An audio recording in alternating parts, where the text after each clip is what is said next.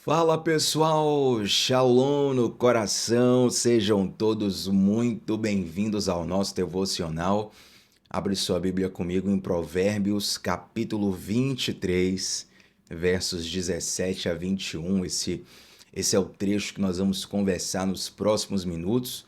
E antes de ler esse texto, eu quero convidar você que está aqui pela primeira vez para se inscrever no nosso canal e estarmos juntos de segunda a sexta, 7h30 da manhã, onde sempre começamos o dia mergulhando na palavra de Deus. A voz já foi para lá de Bagdá, estou aqui chegando da ministração no final de semana, né? Então a voz está bem debilitada, mas o Senhor é bom, sua misericórdia dura para sempre, e ao meu coração em meu coração, perdão, minha constante gratidão por você que está aqui todos os dias, seja amanhecendo, mergulhando na palavra de Deus, ou assistindo também nos horários diversos. Tem gente que assiste meio-dia, tem gente que assiste ao anoitecer.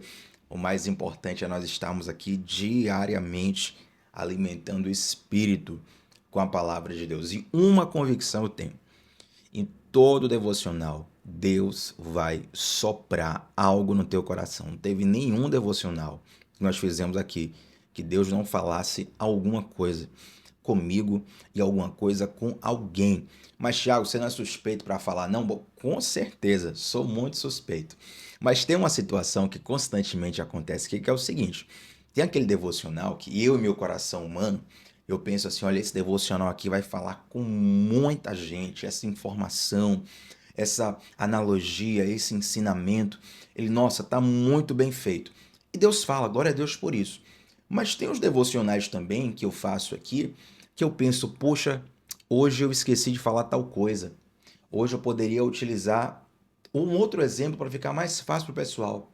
Poxa, hoje eu não desenvolvi tanto tal tema. E fica aquela coisa no coração, né? Como se tivesse faltado algo. Mas eu sempre confio no Senhor, é claro, para isso.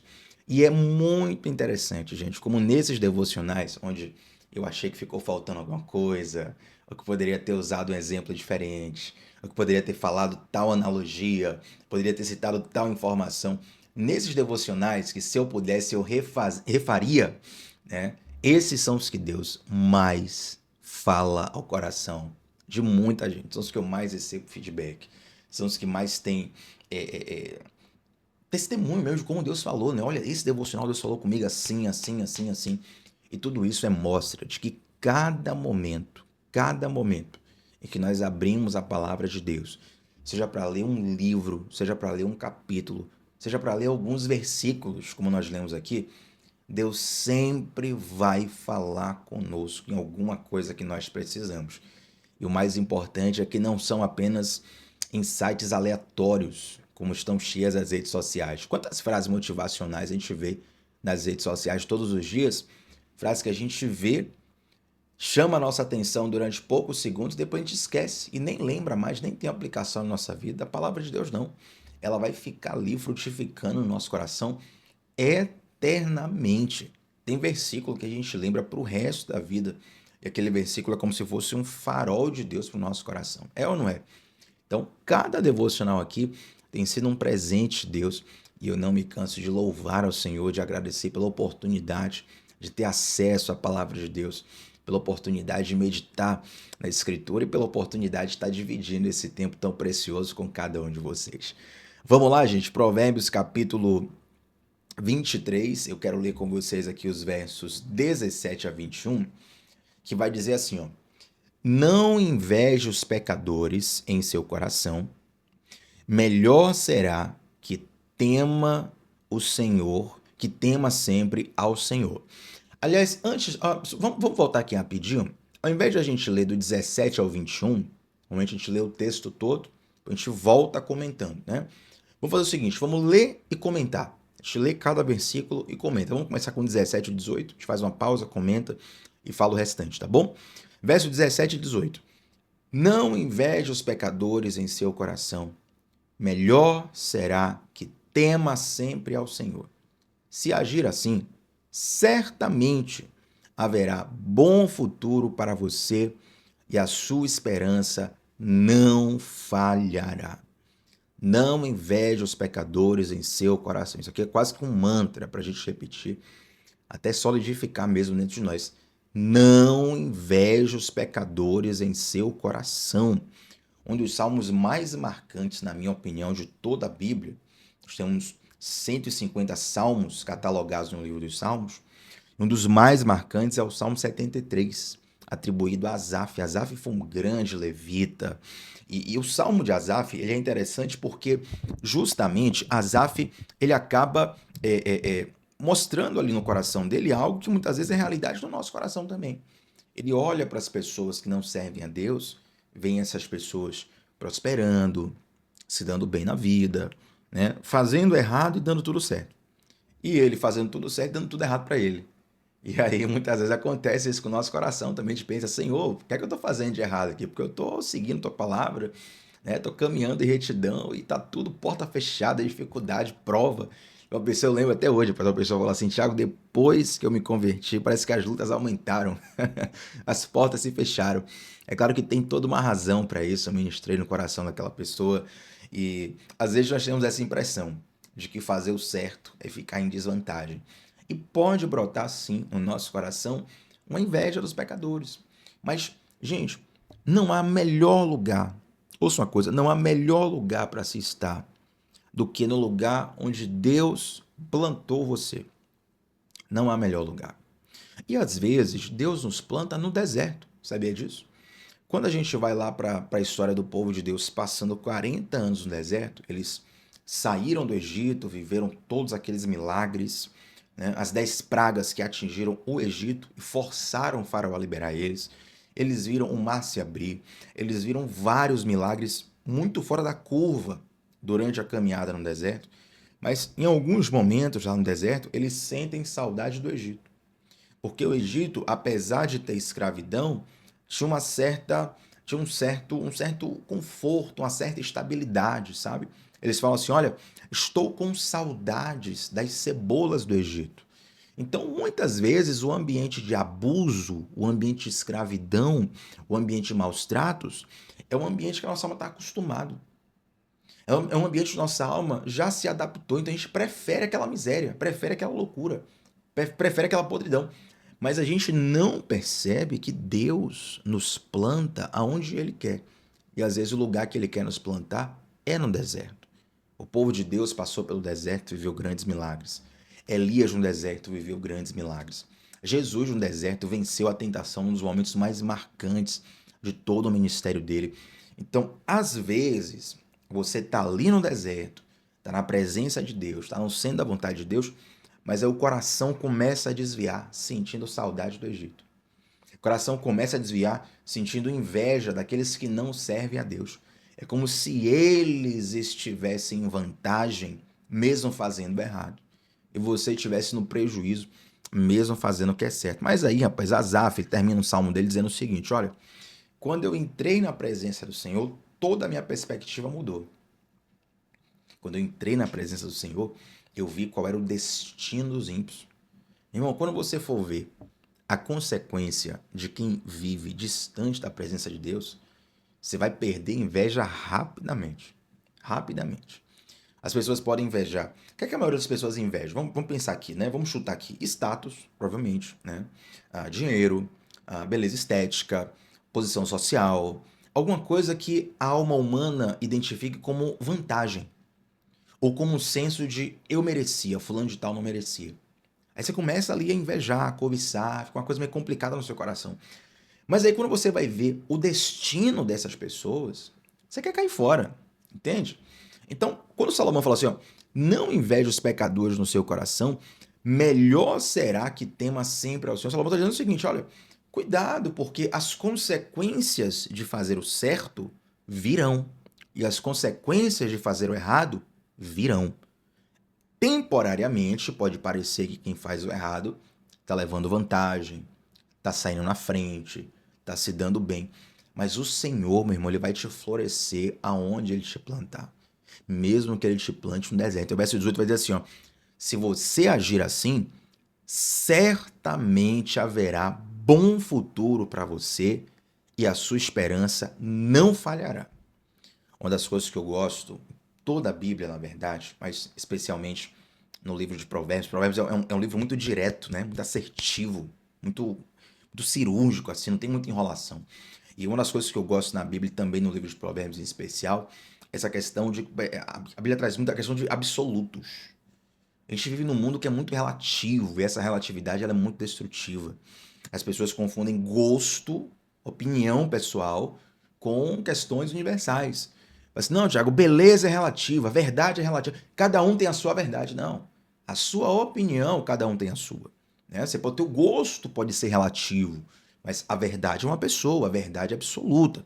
Então, no mundo onde nós temos tantos relativos, e essa relatividade nos deixa perdidos muitas vezes, a Bíblia vem com absolutos. Olha, aqui não está escrito assim, ó. Se você agir assim, talvez, quem sabe, pode ser. Existe 55% de possibilidade de você ter um bom futuro. Não, meu irmão. A Bíblia vai cravar. Se você agir assim, certamente haverá um bom futuro para você e a sua esperança não falhará. Não sou eu que estou te garantindo, não é um cartório que está te garantindo, não é uma sentença judicial que está te garantindo, é a palavra de Deus. A inerrante, infalível, eterna. Passarão os céus, passará a terra, mas a palavra do Senhor permanece. Você quer garantia, permanece para sempre. Você quer garantia maior do que essa aqui? Não existe. Então, todas as vezes que começar a pingar aquela pontinha de inveja no teu coração, inveja dos ímpios, lembra disso aqui. Lembra disso aqui, cuidado. Não inveje os pecadores do seu coração. Melhor será que tema sempre ao Senhor. Se você agir assim, mesmo se você estiver focado onde Deus te plantou, naquilo que Deus te confiou, se você fizer, sabe, honrar o Senhor com as suas possibilidades, tenha certeza absoluta. Haverá um bom futuro para você e a sua esperança não falhará. Eu vou mais longe. Eu vou mais longe. Além do futuro ser positivo, o seu presente também vai ser uma bênção. Às vezes, confesso a vocês, nós os cristãos temos o mau costume de achar que o presente é terrível e só o futuro que é bom, certo? Muitas vezes a gente tem esse mau costume. Então, olha, Thiago, eu estou sofrendo aqui, desculpa a expressão, estou comendo o pão que o diabo amassou. Mas lá na frente Deus vai me dar vitória. Não, meu irmão, você já é vitorioso hoje. Você já é mais que vencedor hoje. Você já tem a oportunidade de desfrutar a graça de Deus hoje. Nós somos pecadores, não merecemos a graça de Deus. Pelo nosso merecimento, nós estaremos condenados eternamente desde já. Mas o Senhor nos permitiu, nos deu pela sua graça a oportunidade de vivenciar o hoje. Então não é só o seu futuro que vai ser bom. O teu presente também já é uma bênção. E se você não está enxergando isso, teu coração está com os olhos fechados para o que Deus tem te dado de tantas coisas boas, né? Então, ora ao Senhor, se você estiver com o coração assim, fala assim, eu tenho misericórdia de mim, eu tenho de fato sentido inveja dos ímpios, mas eu quero ver a tua glória, eu quero ver a tua graça, eu quero, meu Pai, desfrutar do que o Senhor me deu, do que o Senhor me concedeu. Você vai ver, meu irmão, que grandes coisas Deus já tem feito na sua vida. E aí o verso continua, versículo 19 vai dizer o seguinte: ouça, meu filho, e seja sábio, guie o seu coração pelo bom caminho. Guie o seu coração pelo bom caminho. Bom, tem uma frase, você já deve ter escutado ela várias vezes, alguém já deve ter te falado isso, já deve ter escutado em novelas, em filmes, em canções. Alguém vai dizer assim, ó, siga seu coração, ouça a voz do seu coração. E quando alguém fala isso, se você fizer um esforço interpretativo, você vai ver que a pessoa, na verdade, está dizendo o seguinte, olha, siga a sua intuição, tome a sua decisão pessoal. Eu não quero influenciar. Quem vai arcar com as consequências é você, então tome sua decisão. Eu entendo que a pessoa está falando isso. Mas a palavra de Deus, ela nos leva a um nível de reflexão mais profundo. Esse nível de reflexão mais profundo que a palavra de Deus nos leva é um nível onde a Bíblia denuncia que o nosso coração ele é enganoso. Então, se o meu coração é enganoso, eu não posso seguir totalmente o meu coração, certo? Imagina que você está de carro dirigindo para um lugar, por uma estrada que você não conhece, e você tem ali o GPS no celular. Mas aí Deus fala assim, olha, teu GPS é enganoso. Você vai ficar seguindo o GPS? Você vai ficar confiando no GPS? Se Deus falar, se o teu GPS é enganoso. Você vai pensar, perdão, vai pensar obviamente, ó Senhor, pelo amor de Deus, me ajuda aqui, porque não posso confiar nesse GPS aqui que tá torto, tá enganoso, né? Se o Senhor falou que tá enganoso, eu não posso me guiar por... Então por que a gente se guia pelo nosso coração, sendo que a Bíblia fala que o nosso coração é enganoso? Então, ao invés de siga seu coração, a Bíblia fala assim, ó, guie o seu coração pelo bom caminho. É você que tem a responsabilidade de guiar o teu próprio coração por um caminho bom. Tiago, se eu não estou conseguindo nem ser guiado pelo meu coração, que dirá guiar o meu próprio coração? Mas quando a palavra de Deus fala assim, ó, guia o seu coração pelo bom caminho, a Bíblia na verdade está dizendo, o norte do seu coração é a palavra. E você precisa ministrar a palavra para o seu coração. É você que tem que governar o seu coração. Pensa comigo. Se você fizer, ou se você fizesse, vou até melhorar aqui, né? Se você fizesse tudo o que você já sentiu vontade em sua vida, você estaria vivo hoje? Se você fizesse tudo o que você já sentiu vontade na vida, assim, pensou, passou pelo seu pensamento, você estaria vivo hoje? Se você estivesse vivo hoje, você estaria melhor ou pior do que você está? Certamente você teria feito muitas coisas boas que você deixou de fazer. Mas certamente, meu irmão, minha irmã, você teria feito muita besteira. Muita bobeira que você pensou em fazer, mas não fez. Concorda? Por quê? Porque o coração é volátil, meu irmão. O coração é loucura. O coração está completamente... como é que fala? Esqueci a palavra agora. Está completamente... Esqueci a palavra, mas vou melhor. Está completamente debaixo da influência de várias coisas que fogem do nosso controle. Você está passando na rua, se ouve uma canção, impressionante, né? Aquelas canções sertanejo, arrocha. Não é nem sobre o ritmo que eu quero falar, mas nesses ritmos costumam ter mais músicas românticas. E aqui no Brasil, pelo menos, nos últimos anos, nas últimas décadas, é muito forte as letras românticas serem letras de sofrência, chamada sofrência. Né? Interessante, rapaz, que às vezes a poesia ela é tão feita, a música ela é tão bem feita, na verdade, que você não tá nem sofrendo de amor, você nem gosta de ninguém. Aí você ouviu a música ali e começou a sofrer. Você começou a ouvir alguns cantores, tá um sertanejo, uma rocha, um isso, aquilo. Daqui a pouco você tá ali sofrendo de amor por não sabe nem quem. Você nem tá. O Thiago nem gostava de ninguém aqui, mas tô aqui, tô triste, agora tô sofrendo, tô na depressão. Tá repreendido. Então, muitas vezes, isso aqui é só um exemplo de quebrar o gelo, você entender o quanto seu coração, ele é super influenciável. Super influenciável. Mas um post que você viu não te chamou a atenção na hora, mas ficou no seu subconsciente, ficou no seu inconsciente. Daqui a pouco você está tomando uma decisão importante baseada naquilo que você nem sabe como ficou no seu coração. Você nem sabe como chegou ali, mas está armazenado ali. Sabia? Então tem muitas coisas no nosso coração que a gente não faz ideia. A gente não faz ideia de como ele é influenciável. Então, sabedor disso, Salomão vai dizer o seguinte: olha, meu filho, guie o seu coração. Deixa eu resumir esse trecho para você. Salomão está dizendo o seguinte: você precisa ser proativo, precisa tomar dianteira de direcionar o seu coração. Você não pode esperar chegar a hora da decisão para poder, ai meu Deus, surgiu uma situação aqui, eu vou ter que agora. Não, você tem que estar o tempo todo dando ritmo no seu coração, direcionando. Proatividade, o tempo todo. Palavra de Deus para dentro dele. Bom conteúdo, boa filosofia, virtudes. E você vai ali preenchendo o seu coração, preenchendo o seu coração, preenchendo o seu coração. Você vai discipulando o seu coração por um bom caminho. Porque se você deixar o seu próprio coração a mercê das volúpias, das volatilidades, das mudanças da vida, meu irmão, o final não vai ser bom. E quem diz isso não sou eu, a palavra de Deus. Então, ouça, meu filho, e seja sábio. Guie o seu coração pelo bom caminho.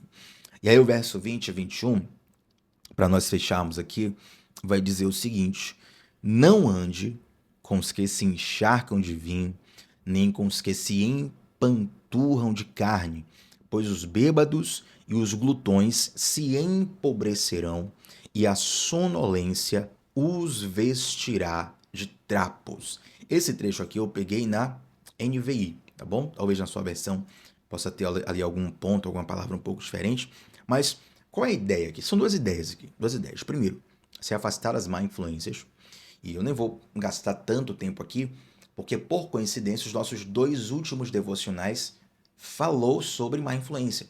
Então, se você, Tiago, mas estou aqui pela primeira vez, dá uma olhadinha nos nossos dois últimos devocionais. Todos os nossos devocionais ficam salvos aqui no canal.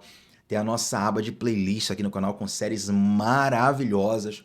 Então, tá tudo reservado para você. Como a gente já gastou um bom tempo falando das más influências nos dois últimos devocionais, esse eu só vou citar e eu vou logo para o último ponto que eu quero tratar aqui, que é o seguinte: o excesso leva à pobreza.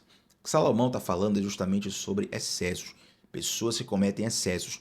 Essas pessoas, uma pessoa que comete excesso é uma pessoa inconsequente. Já diria voinha, né? Tudo que é demais é sobra, tudo que é demais é lixo, é resto. Então, o excesso, ele denota uma inconsequência no coração. O que é inconsequência? O próprio nome já diz, mas caso alguém não saiba, inconsequência é você tomar uma decisão sem pensar nos resultados dessa decisão. É por isso que Salomão usa aqui o termo bêbados e glutões. Eles se empobrecerão e a sonolência os vestirá de trapos. E quando nós falamos, gente, do excesso levar à pobreza, não é só pobreza financeira, não. É claro que o excesso nos gastos, ele certamente levará e leva muitas pessoas à pobreza. Eu estava lendo essa semana passada agora, eu não vou lembrar agora de cabeça, gente, a porcentagem correta, mas as famílias brasileiras estão batendo neste ano um recorde de endividamento. Um recorde de endividamento, como nunca antes, nos últimos. Não sei se em toda a história do Brasil, mas já há muito tempo, né? É um índice bem fora da curva, onde as pessoas estão completamente endividadas. Não à toa, não à toa, a gente vive no Brasil um boom de casa de aposta, de jogo de tigrinho, cassinos online, uma série de coisas que eu não quero nem entrar aqui, mas você sabe do que se trata. Então, não por coincidência, né, a gente tem visto famílias mesmo sendo destruídas. Já por que família? O amor vai acabar? É porque, meu irmão, quando você entra numa crise financeira, muitas vezes essa crise ela é gerada apenas por um dos cônjuges que tomou uma decisão inconsequente, você vai gerar uma crise no relacionamento, vai gerar uma quebra de confiança, a escassez vai gerar uma série de problemas que vai afetar o cerne da família, o âmago da família. Então, o excesso, ele leva à pobreza financeira, mas a gente precisa também tomar nota, a gente precisa tomar nota de que o excesso também leva a uma pobreza de alma, a uma pobreza de propósito, a uma pobreza de visão. Uma coisa interessante, eu nunca fui dado a bebida, né? Nunca gostei de. Uma coisa já particular minha de vida.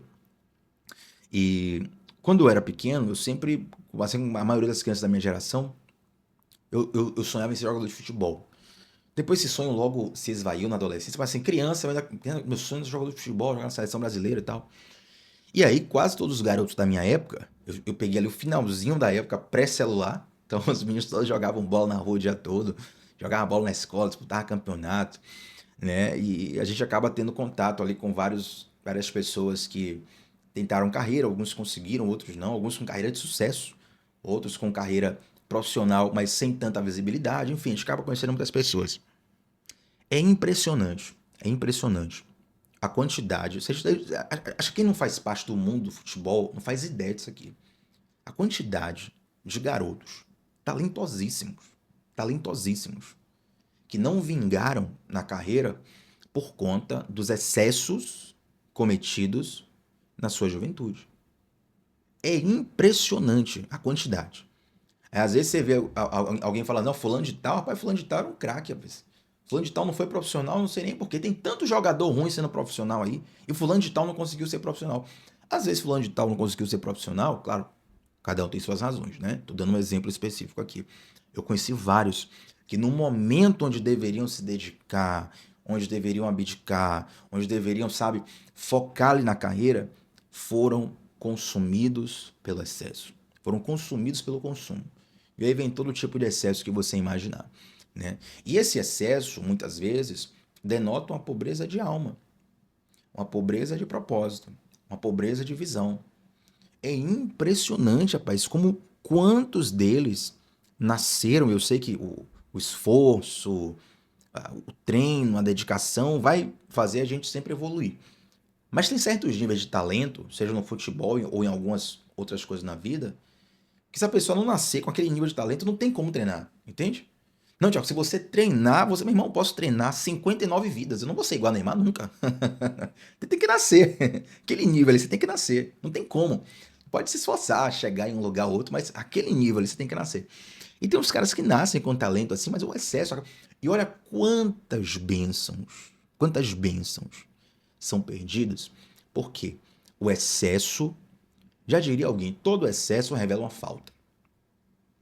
Então, quando a pessoa está em excesso, sabe, glutonaria, bebedices, vícios diversos que a gente pode citar aqui, quando a pessoa está nesse excesso, isso revela uma falta no coração dela. Isso revela uma falta na sua alma, no seu interior. E essa falta só quem preenche é o Senhor Jesus Cristo de Nazaré. Essa falta só quem preenche é o filho do carpinteiro, meu irmão. Essa falta só quem preenche é aquele Deus que se fez homem, nasceu numa manjedoura, viveu 30 anos, morreu numa cruz numa sexta-feira, ressuscitou ao domingo. Hoje vive, está à direita de Deus Pai e te trouxe aqui para ouvir isso. E a pergunta que eu te faço é: quais são os excessos que têm comprometido o teu chamado com o Senhor? Quais são os excessos que têm comprometido as oportunidades que Deus colocou em suas mãos? Quais são os excessos que têm comprometido as oportunidades, os recursos, as portas abertas que estão diante de você? Eu sempre digo isso aqui: a porta quem abre é Deus, e quem passa por ela é você. Entende? Nós precisamos discernir isso, por quê? Porque essas más influências do versículo 20, não ande com os que se encharcam de vinho, nem com os que se empanturram de carne. Essas más influências, elas vão te levar para as consequências do versículo 21. Pois os bêbados e os glutões se empobrecerão, e a sonolência os vestirá de trapos. Quando a pessoa acordar para a vida, meu Deus, a oportunidade passou.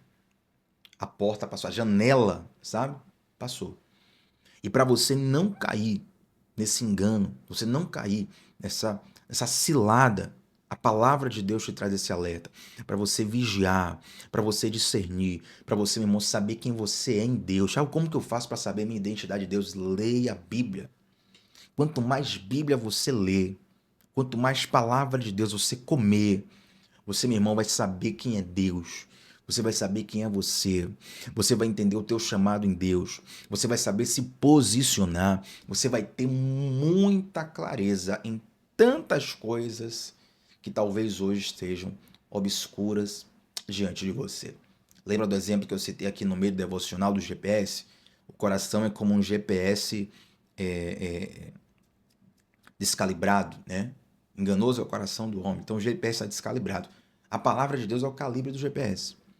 A palavra de Deus é que vai realmente ali, ó, redirecionar. Você saber aonde chegar e para você saber como chegar.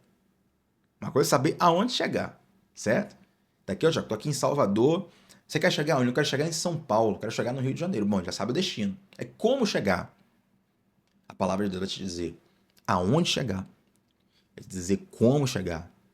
Ela vai te conduzir até lá e Deus vai estar com você no caminho. Eu creio nisso. Você crê também? Vamos orar ao Senhor. Antes de orar, quero te pedir, deixa esse bendito desse like, que vai ajudar para que essa transmissão chegue para mais pessoas. Eu quero muito convidar você que está aqui a primeira vez para se inscrever no nosso canal. 30% das pessoas que fazem o devocional aqui não são inscritas no canal. Às vezes a pessoa já acompanha tanto devocional que já aparece para ela sendo inscrita ou não. Mas se inscreve no nosso canal, vem com a gente. Inclusive, temos um grupo exclusivo do WhatsApp, onde eu te envio todos os dias, na palma das suas mãos, o link do devocional. Isso te ajuda a ser constante e vai ser muito bom ter você conosco lá nesse grupo. Para entrar nele, clica no link que eu deixei fixado ou na descrição, ou num comentário fixado, ou no topo do chat, tá bom? Vamos orar ao Senhor? Santo Deus, muito obrigado, Pai, por essa palavra, muito obrigado por essa direção, muito obrigado por esse norte que nos renova, nos consola, nos edifica. Nós te apresentamos, Deus, os nossos caminhos e te apresentamos o nosso coração. E te pedimos, Senhor, que nós possamos andar pelos teus caminhos e não pelos nossos. Meu Pai, te apresentamos o GPS descalibrado do nosso coração. Que o Senhor tenha misericórdia de nós. Que o Senhor traga o teu conserto em nossas vidas e nos livre de terminarmos a vida arrependidos, tristes, de termos desperdiçado o presente que o Senhor nos dá todos os dias, chamado vida. Meu Pai, eu quero te clamar, cada um que tem uma causa especial no seu coração nesse momento, nessa semana, que o Senhor entre com a tua providência, que o Senhor entre com o teu favor, que o Senhor entre com o teu milagre em cada vida, para que o seu nome, a sua glória, o seu amor sejam exaltados. Em nome do Senhor Jesus. Amém. Gente, antes de terminar esse devocional, fazer um agradecimento especial a todos os que eu tenho, graças a Deus, o privilégio de conhecer pessoalmente. Toda vez que eu consigo conhecer pessoalmente alguém que faz o devocional, eu estou lá na igreja, né? Tem pessoas que a gente consegue falar no final do culto, tem pessoas que passando nos corredores, assim, passando rapidamente, falou, faça seu devocional, eu tô lá agora. E aí eu sempre agradeço muito a Deus, quero mais uma vez externalizar meu carinho para todos os que estão aqui fazendo devocional, aqueles que eu já tive a alegria de conhecer pessoalmente, outros não, mas a conexão também online tem sido um presente de Deus. E hoje um abraço especial pro meu queridíssimo Jorge, pai da Andressa. Andressa falou que o Jorge acompanha o devocional e todos os dias. Meu querido Jorge, um abraço para ti.